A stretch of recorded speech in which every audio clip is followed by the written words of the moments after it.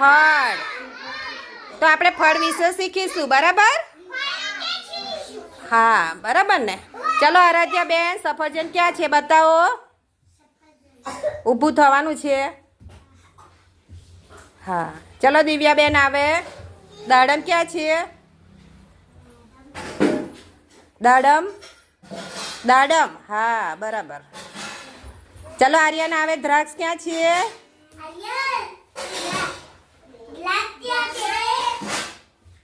બરાબર. ચલો ચલો પાર્થુ આવે. ચીકુ ક્યાં છે?